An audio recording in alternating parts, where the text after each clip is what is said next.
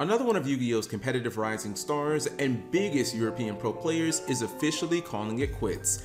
I made a video a couple of months ago talking about a troubling trend of pro players throwing up their hands and basically leaving the game. But for the first time, we have a duelist not just quitting, but also giving out the exact reasons leading to their decision. This of course made me want to revisit this topic and give my thoughts and opinions on what this pro player had to say. Enter Jessica Robinson, European champion just 1 year ago, runner-up to the United Kingdom National Championship this year, world's competitor, and overall highly regarded and well-respected duelist.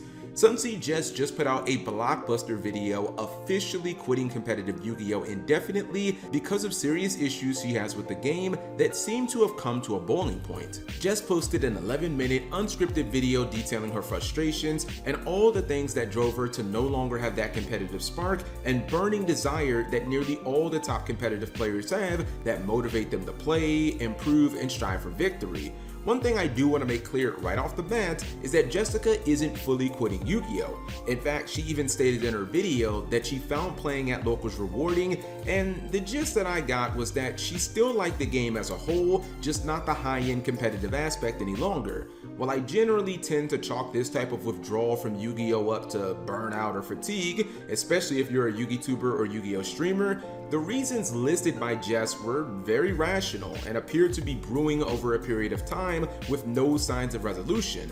I'll also note that Jess did leave the door open for a potential return upon Konami changing things, but also stated that she had no confidence that the company would do such a thing, which, if you've played this game for a significant amount of time, I think it's pretty much how we all feel. At this time, Jess has no plans to attend YCS Bologna, Lille, or any other major competitive events such as regional qualifiers. Before I go into her major transgressions about Yu-Gi-Oh!, I would like to note that to open her video, Jess starts things off by saying that not only is she quitting, but also a lot of high-profile competitive players are as well. I bring this up again because I kinda made a video about this very thing happening 2 months ago, and it's starting to look like that video may be the quote-unquote canary in the coal mine. From what I took away from the video, there were two major problems that Jess had with the game, and obviously I'll touch on both. Problem one was over card design and increasing power level. Jess took issue with so many blanket effect cards being prevalent in the metagame. This is not limited to, but she specifically mentioned Mo Charmy Perulia, Ghost Sister and Spooky Dogwood, and Dimension Shifter. You could easily throw in another dozen cards like Dimensional Barrier, Different Dimension Ground, Joel and Lockbird, and others, but I think at this point you get the gist. While I personally don't have an issue with many of these cards, a lot of players loathe and absolutely hate them because when they resolve, they are resolved, and there's not a single thing you can do about it. Add that to the fact that nearly all of these can be shotgunned at the earliest available moment, such as the draw phase, and I'll admit, they generally do leave very little to no counterplay. I've mentioned this in previous videos, but Dimensional Barrier is a prime example of a card that, if used against themes like Purely, Centurion, and Branded Despia, nearly ensures victory on the spot and immediately puts your opponent into survival mode. And that's if you haven't instantly broken your opponent's spirit and will to go on just by flipping over the card. Jessica further explained her issues on card design and mentioned power level, which, let's be real here, nearly every Yu-Gi-Tuber who has played this game for any significant amount of time could probably make an hour-long video about. Power creep and Yu-Gi-Oh! Go hand in hand, and as a trading card game with no set rotation, I personally believe it's embedded into the card design itself to ensure players continually purchase new products in an attempt to keep up with the Joneses and pursue their competitive dreams. While power creep isn't the absolute worst if you play Yu-Gi-Oh! Competitively, it can be a nightmare for competitive players, especially from a monetary perspective when Yu-Gi-Oh! Either A, reaches a tier 0 format, or B, one where there's a dominant competitive engine, which is usually expensive. This is my personal opinion, but I believe that many like Jess have become increasingly frustrated because these two things seem to be occurring more frequently than ever. Adventurer Engine, Sinful Spoils, and now Fiendsmith all taking over the meta landscape, paired with Tier Lament Tier 0 format and the Year of Fire. It really feels like Yu-Gi-Oh has been in this death spiral for over the last 3 years, and absolutely ridiculous and absurd meta decks in terms of power level just seem to be popping up over and over and over again, one after another. Many like myself have even argued that Ishizu Tearlaments is probably the most powerful Yu-Gi-Oh deck of all time, which, quick side notes, I think that deck actually ruined Yu-Gi-Oh, and I will die on that hill as someone who has played this game since 2002. While I used to think that Yu-Gi-Oh could be dramatically repaired by scaling back the power level of new themes and engines, essentially making everything near, let's say, Vanquish Soul's level of power, when you see completely splashable engines like Fiendsmith, which by the way was purposely made even more powerful in the TCG by multiple TCG exclusive world premiere cards, you can't tell me otherwise. I think it's pretty clear that Konami Research and Development have no intention or desire of scaling back the power of these new blockbuster themes and archetypes. Jess did also note that she believed that the best players are topping right now and that the European Championship displayed that, saying that blanket cards are just auto win and that the game is much more RNG dependent. This is a point that I actually don't agree with.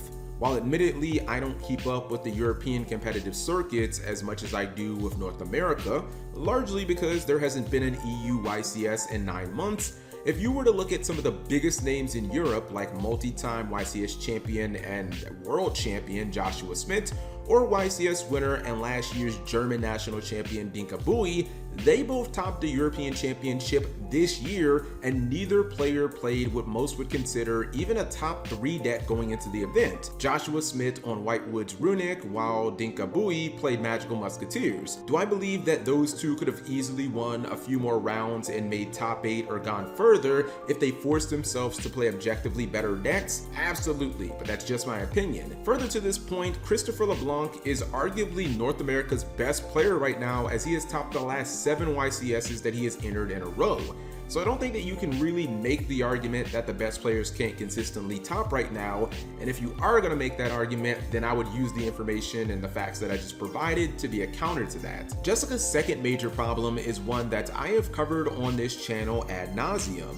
That problem was, of course, Yu-Gi-Oh's competitive prize support. Again, I've gone into full detail about how pathetic YCS pricing for Yu-Gi-Oh is, and it became even more apparent when I compared us to our peers in other trading card games like Magic the Gathering, Pokemon, One Piece, and Disney's Arcana.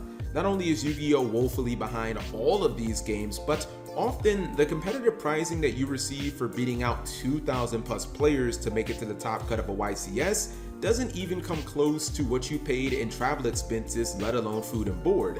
Making top 32 out of YCS should feel like a landmark moment in a duelist's career, and yet all you really get is a cheap rubber mat that, technically speaking, is really no different than the Mirror Force Dragon mat that I got from making top 8 at a remote duel regional while playing Runic Stun from my very bedroom just last year. How is that even possible? By the way, these mats probably cost Konami like, I don't know, $3 to $6 per piece to make. Even on the high end, players receive a Nintendo Switch for their troubles, which, as I've mentioned in previous videos, is a 7-year-old video game system that, if you're lucky, might be able to pay for half of your flight after you sell it. For players like Jessica, who, by the way, apparently went home empty-handed after making it to the quarterfinals of last year's Yu-Gi-Oh! World Championship and went into this year's UK Championship finals completely undefeated, it becomes harder and harder to justify all the time and effort that you put into competitive Yu-Gi-Oh! With such a low payoff, even when you reach the highest heights. This isn't even about other games like Lurkana and One Piece giving away $1,000 cards to twice as many players at their top level events, because maybe you could argue that they're fairly new games and maybe they have to go all out to cultivate an audience. I think that it's just more about fair pricing for the highest selling and most successful trading card game in the history of the world. This is a $10 billion company, which, by the way, has already made, by some estimates, $250 million off Yu-Gi-Oh! Master Duel in just 2.5 years that that game has been out. If you don't think that Konami has the money to drastically improve Yu-Gi-Oh! Prize support for competitive events, you are kidding yourselves. They could create an alternative rarity for high-end competitive cards that's only obtainable by doing well at a YCS or regional qualifiers. This is what a game like Lurkana is doing literally right now, by the way. They could give out travel vouchers or gift cards for people who make top cut at the YCS or national events, which they would be able to get discounted if they bought them in bulk, or possibly even free if they created partnerships with companies like Airbnb or the airlines.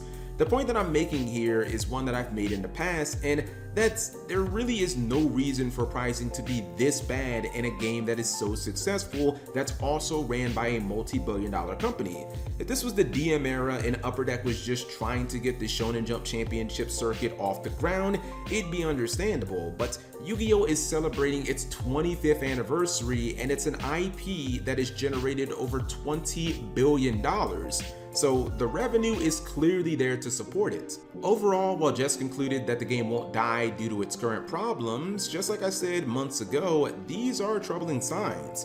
When you see high-end competitive players leaving in droves because for the first time in the TCG's 22-year history, players have other options outside of Magic the Gathering and Pokemon, I think that it is pretty concerning.